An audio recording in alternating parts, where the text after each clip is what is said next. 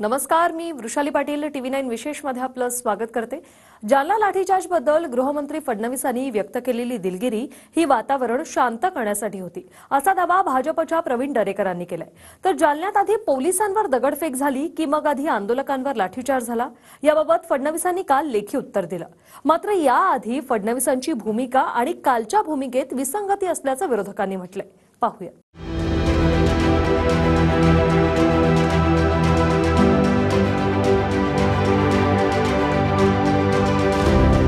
जालन्यातल्या अंतरवाली सराटीत आधी दगडफेक झाली की लाठीचार्ज, यावरून गृहमंत्री फडणवीसांनी आतापर्यंत 3 वेगवेगळे दावे केले आहेत। आणि दुसरीकडे त्यांच्या सरकारमधले मंत्री भुजबळ आधी दगडफेकच झाल्याच्या दाव्यावर ठाम आहेत।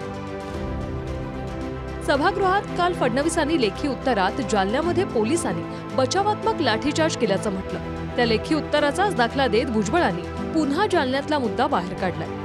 हे मी 2 महिने बोलतोय, पण काल विधानसभेमध्ये होम मिनिस्टर देवेंद्र फडणवीस यांनी लेखी उत्तर दिलं।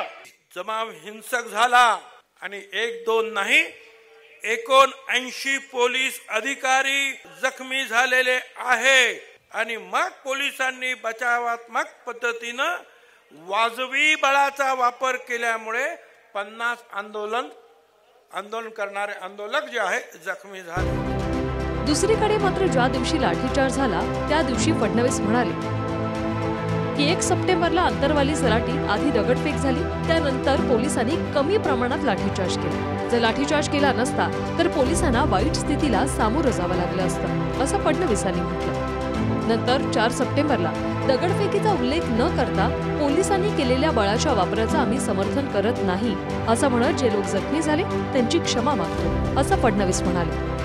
नंतरच्या मुलाखतीत आपल्याला पहिल्यांदा चुकीची माहिती मिळाली, म्हणून आधी दगडफेक झाल्याचं आपण म्हटल्याचं फडणवीसांनी सांगितलं। पण वस्तुस्थिती समजून घेतल्यानंतर पोलिसांची चूक झाल्याची कबुली फडणवीसांनी दिली। मात्र काल सभागृहात लेखी उत्तर देताना पोलिसांची बचावात्मक स्थितीत वाजवी बळाचा वापर केल्यानं 50 आंदोलक जखमी झाल्याचं फडणवीसांनी म्हटलं।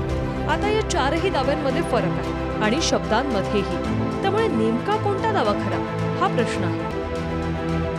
आज त्या ठिकाणी गेल्यानंतर पोलिसांना घेरून मोठ्या प्रमाणात दगडफेक करण्यात आली। जवळपास अधिकाऱ्यांसहित 12 पोलीस हे त्या दगडफेकीमध्ये जखमी झाले आणि त्यानंतर त्या ठिकाणी लाठीचार्ज करण्यात आलाय। लाठीचार्जमध्येही कोणी गंभीर जखमी होऊ नये अशा प्रकारचा प्रयत्न करण्यात आलेला आहे। पण त्यावेळेस जर तो लाठीचार्ज तर कमी झाला, काही अश्रुधुराचे नळकांड्या त्या ठिकाणी फोडण्यात आल्या, त्या जर नसत्या फोडल्या तर तिथे जे काही पोलिसांचं पथक गेलं होतं ते जो काही बेछूट अशा प्रकारची गोटमार होत होती त्याच्यामध्ये त्या पथकाला, म्हणजे आता तर ते जखमीच झाले आहेत, पण कदाचित पोलिसांना अतिशय वाईट परिस्थितीला सामोरं जावं लागलं। पोलिसांच्या वतीनं त्या ठिकाणी लाठीचार्ज आणि अश्रुधूरचा प्रयोग करण्यात आला।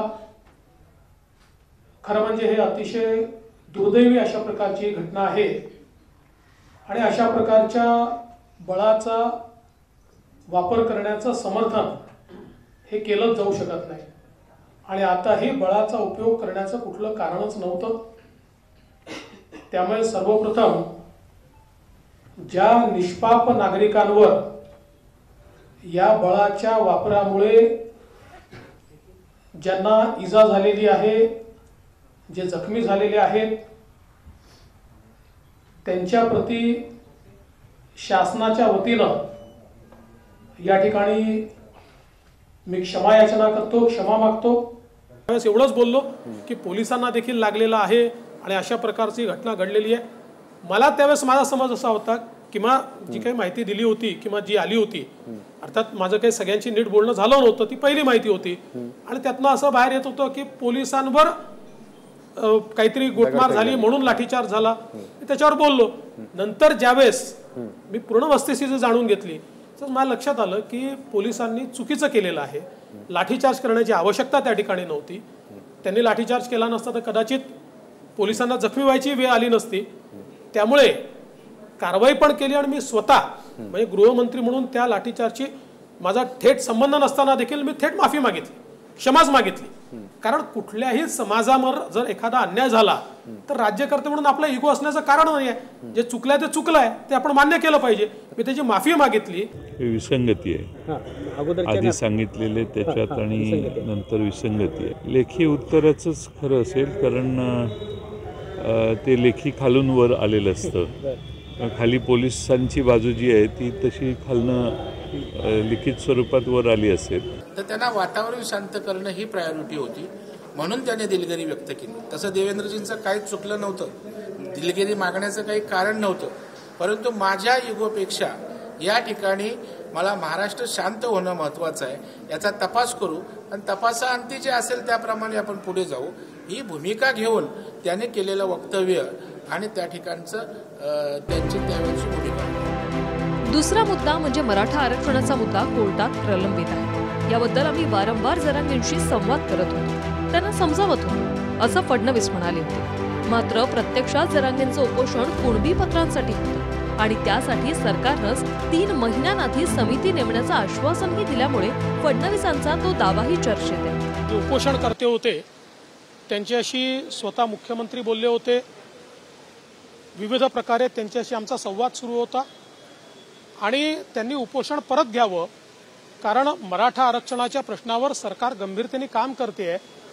पण हा न्यायालयाशी संबंधित, सर्वोच्च न्यायालयाच्या निकालाशी संबंधित विषय आहे, त्यामुळे हा काही एका दिवसात सुटणार नाही. तो सोडवण्याकरता वेगवेगळे प्रयत्न हे चाललेले आहेत आणि ते सिरियस प्रयत्न चालले आहेत. अशा प्रकारे आम्ही त्यांना कन्व्हे देखील करत होतो. मात्र त्या ठिकाणी ते काही उपोषण सोडायला तयार नव्हते, त्यांची तब्येत खराब होत होती. दुसरीकडे जालन्यात स्वतः मुख्यमंत्री आणि मंत्र्यांनी दाखल गुन्हे मागे घेण्याचं आश्वासन दिलं होतं, पण सभागृहात फडणवीसांनी तपासाअंतीच गुन्हे मागे घेण्याचं म्हटलंय. आपले गावकरी आहेत, ग्रामस्थ आहेत, त्यांच्या सोबत जे आहेत त्यांचा स्टेटमेंट घ्या आणि तातडीने ते बाकी त्याचं प्रोसिजर लंबी चौडी मला नको आहे. शॉर्ट मध्ये त्यांचे खातले खटले मागे घेतले पाहिजे. 2 दिवसात गुन्हे मागे घेतो म्हणले होते आंतरवाली महाराष्ट्रातले, एक बी घेतला नाही. तुम्हाला ते बी व्हायना तर आरक्षण कशाचं देतात तुम्ही आम्हाला? नाही ते कायदेशीर तेही चाललेलं सगळं काम, तेही सगळं काम चाललेलं आहे. ते तर आपल्या हातचं काम आहे, ते चाललेलं आहे. गुन्ह्यांचं काम संदर्भामध्ये पोलिसांना आदेश दिलेले आहेत, ते होऊन जाईल. कोणाला कोर्टाचं बोलवलं नाहीये, कोणाला कुठे पोलिसांना बोलवलं नाहीये. त्या बाबतीमध्ये शब्द दिलेला आहे, तो होऊन जाईल, तो विषय नाही. माझा विषय नाही. चला फडणवीस बोलले त्या विषयावर. देवेंद्रजी या विषयावर बोललेले आहे. मी काय बोलणार, ते उपमुख्यमंत्री आहेत. असं बोलले ते फडणवीस बोलले, तपासणी घेऊ गुन्हे मागे असं बोलले. हा भाऊ, ते तपासणी कुठून घेणार आहेत गुन्हे मागे? त्या संदर्भामध्ये देवेंद्र फडणवीस साहेब गृहमंत्री आहेत, उपमुख्यमंत्री आहेत, ते बोललेले आहेत. Bureau report, TV9 Marathi.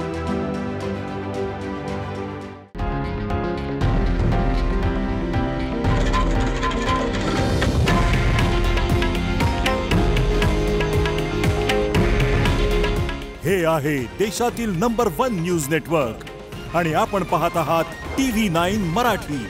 काळजी तुमची, हित महाराष्ट्राचं.